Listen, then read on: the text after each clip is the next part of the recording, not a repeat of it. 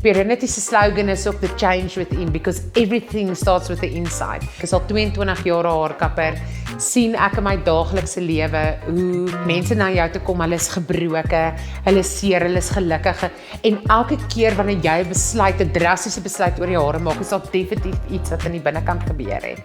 En dis wat ek geleer het, is go into the deeper meaning of why we are creating.